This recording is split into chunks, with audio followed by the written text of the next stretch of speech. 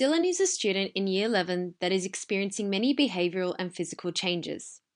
As he is physically maturing much later than his peers and has not been selected to join the basketball team, these events have had a negative impact on him.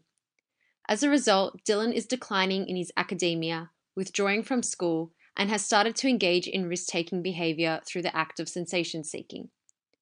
According to Steinberg, Dahl, and Forbes, adolescents' inclination to engage in risky behavior is grounded in biological development, cognitive developments, and social influence. The changes and challenges Dylan is experiencing requires an exploration of the pubertal and adolescent developments he is facing. To begin, let us look at the biological factors that are developing by assessing his physical changes. Dylan's transition into physical maturation is late in comparison to his peers. Research shows that specific activities such as professional sports have been shown to delay menarche. Therefore, we can simulate that Dylan's late maturation may be determined by the interaction of environmental, physical activity, and genetic factors. Dylan is producing low amounts of leptin hormone, body fat, making him physically weaker and smaller than his peers. Has little hair growing under his arms, on his face, and on the rest of his body, and has a higher pitched voice as his larynx, the voice box, is still developing. These changes have a critical impact on Dylan as he might be self-conscious or embarrassed about not being as developed as his peers, which can result in self-esteem issues. He may feel inferior in social comparisons with boys and other girls, as girls on average mature about 1 to 2 years earlier than boys, which means that a late developing boy is more obvious in a co-educational setting. Due to human nature, everyone experiences automatic negative thoughts, or ANTs, and this can impact a person's personal development. The approach to accept ANT teaches individuals how to reassess and reevaluate their internal thoughts in a positive manner and can increase self-esteem and overall happiness. For instance, Dylan being excluded from the basketball team will damage his self-esteem. However, if he recognized that through not scheduling as much time for basketball, he's focusing on his drama and excelling in that course, he will have a better outlook on his schooling and have a greater overall happiness. This newfound happiness and enjoyment will then allow Dylan to re-emerge himself in more social situations and will then benefit his social status. Dylan's attitude towards activities such as sport and social situations should improve if this approach is implemented. However, there are still some drawbacks to this. As Dylan was previously a very athletic person, his late development has also affected his strength and could be the reason for his exclusion from the basketball team. As this approach will not necessarily help Dylan rejoin the basketball team, he may disregard this approach entirely and continue down his chosen path of rebellion. However, implementing this mindfulness strategy would still positively impact Dylan. Now let us look at what is going on in Dylan's mind and brain. Dylan's engagement in smoking, truanting, and stealing can be attributed to the slow maturing interactions between the two brain networks, his socio-emotional system and cognitive network. The socio-emotional network, the limbic, is sensitive to social and emotional stimuli that is particularly important for reward processing and is remodeled in early adolescence by Dylan's hormonal changes of puberty. The cognitive control system, on the other hand, regulates thrill-seeking impulses and activates planning, thinking ahead, and self-regulation. However, Dylan's socio-emotional networks tends to hit high activation and takes over the cognitive control system. Steinberg defines this as hot and cold cognition, where adolescents react differently in high and low arousal scenarios. This makes it difficult for Dylan to take control of his impulses and constrain himself when getting involved in high-risk activities, as the individuals that he surrounds himself with could be negatively influencing the decisions he makes. Dylan has chosen to counteract his inability to achieve his goals due to factors beyond his control by turning to pleasure seeking.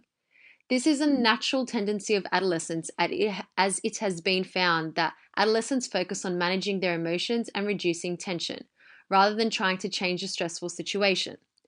Also, according to Markova and Nikitasika, adolescents with deviant behavior are more likely to cope by avoiding and distracting from the problems. In Dylan's case, his management of his emotions is by avoiding and distancing himself from the problem and is counterproductive. Hence, by redirecting Dylan by providing him with adequate support, that is, correcting information, emotional support, instrumental help strategies, problem solving strategies, and healthy distraction through extracurricular activities, can potentially cause him to develop the necessary coping strategies of adolescence and hence adulthood. For instance, sitting down and talking with Dylan about his dreams and aspirations, how the situation with basketball affected him, and what he finds helps him cope may give his limbic system more healthy cues of acceptance and belonging, which could lead to more of a balance between his cognitive and social emotional centers in dealing with stressful situations and hence a more fulfilling outcome. However, there are limitations to this strategy. Dylan may reject sitting down and discussing his feelings and struggles with a teacher. The best case scenario would be to find someone Dylan trusts or build trust over time and have repeated sessions. So let us look at the social factors that may be influencing him, particularly through his family. Dylan previously surrounded himself in a community with like-minded individuals that projected positive and encouraging behavior. However, we notice that he has withdrawn from particular social groups and is struggling to make rational decisions in high arousal situations. Samroff and Sefi suggest that low familial social support and the absence of family interaction correlates to their children engaging with high-risk behavior. Parental hostility, aggression, and neglect may contribute to risk-taking and a range of negative psychological outcomes. Dylan may have a poor family environment at home, as his mum and dad have placed high expectations for Dylan to place a spot in basketball and excel in his grades in order to receive a scholarship. The presence of these demands may have triggered stresses for Dylan, which may contribute to any mood swings he is having and account towards acting out irrationally and out of character.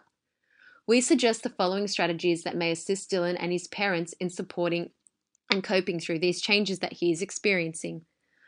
According to Markova and Nikisaka, adolescents like to distance themselves from parental control and instead build a sense of themselves and demonstrate their independence through their peer groups. Hence, as Dylan has left his like-minded peer group and has not found support in his parents, it is crucial that Dylan finds an environment that is supportive, whether it be provided by his family or otherwise. Naturally, Dylan will seek supportive friendships, and as a teacher could direct him to the best place to look, whether it be his drama class or a sports club, basically finding other teens that share his interests and will encourage him. In terms of providing his parents with advice, it would be to encourage Dylan when he mentions friends who sound supportive and have common interests.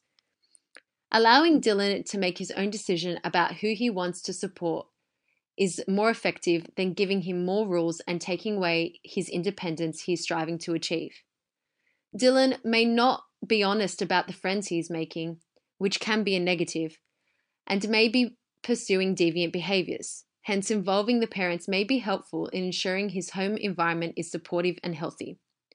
Every child is different and requires different support strategies from their educators, family, and peers.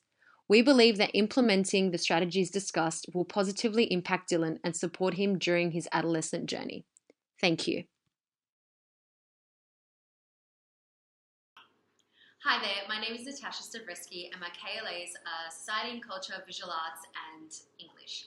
In this unit, I was exposed to so many interesting concepts in regards to adolescents and their behaviour.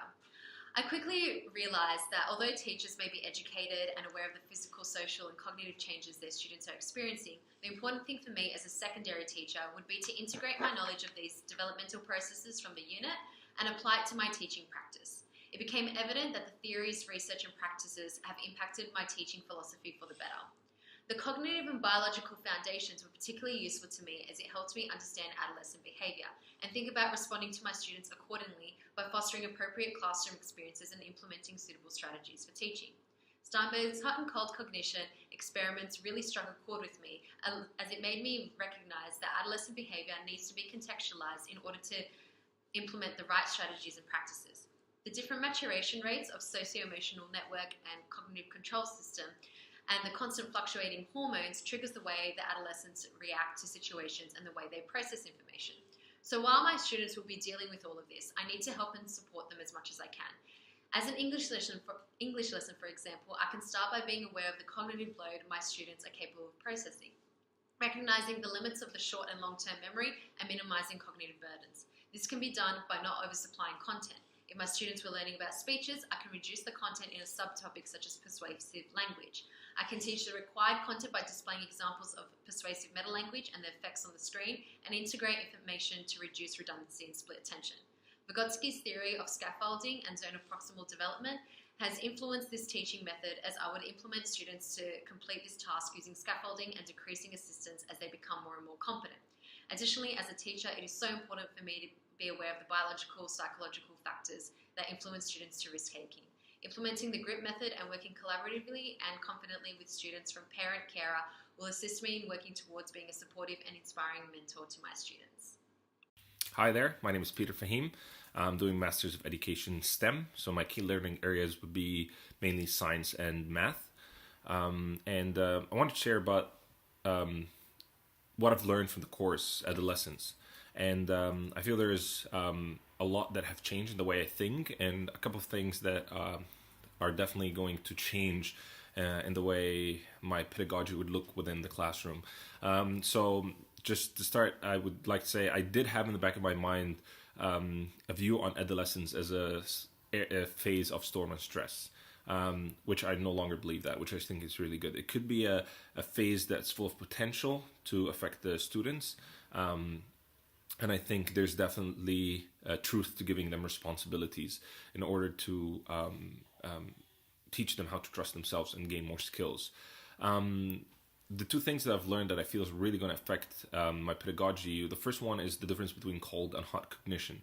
I actually can remember the time when I performed more in a risky behavior when my peers were around in order to show off or show my skills and how I was normal when there's no one around. And I think that will change in terms of maybe direction for the classroom. I think sometimes teachers may give some directions in front of everyone, and I think sometimes it's smart to find the right time to pull the student aside to make sure there's no one around in order to give them a chance not to rebel, so they can seem, cool in front of their peers, but also build this one-on-one connection with them, which I think they will be more receptive. And the second thing is the cognitive learning. It's important to understand what overwhelms them and how much information they can hold and process, especially in physics and math. It's difficult subjects. So being able to really manage the ways I'm teaching them, make sure it's not wasteful and not distractive. And that way we can maintain a positive environment, even at least within my classroom. Hello, my name is Tayla Mitchell and my KLA is Science and Math. This semester I've learned quite a lot about how adolescent brains develop and work. Through this unit I have learned that due to the way that adolescent brains develop, it influences a lot of their decision making and other types of behavior.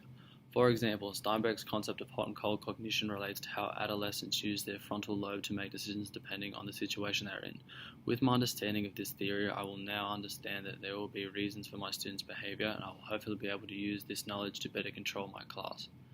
My students' safety and well-being is paramount to me, so I'll implement a few strategies to help them where I can. One of the ways I could help my students is by using the GRIP method. This can help get a better understanding of what my students are experiencing and come up with solutions to their problems. Overall, I think the information that I have learned in this unit could help my teaching practices in various ways. Since my main KLA is science, I will use different theories to try and make up my lessons more fun and engaging to my students. One of the theories I will use is Vygotsky's theorem of social cultural learning. I would place my students strategically in groups to work on different experiments together. This will encourage students to work collaboratively and use their prior knowledge to solve problems and complete the experiment successfully, thus encouraging a social and cultural learning space. This theory feeds into Epstein's idea of adolescence that it should be given more freedom and have more ability to make decisions. By allowing the students to work collaboratively to solve problems, this gives them the freedom to come up with their own methodologies and strategies to achieve their desired result. I think working collaborative can also benefit my teaching practice because if the students are engaged and working together, they are more likely to retain the information that has been discussed in class. It seems that it can be an easy way to combat information becoming redundant and being used as in strenuous load. These are the majority of things I've learned in this unit, and overall, I felt like this was a positive learning experience for me.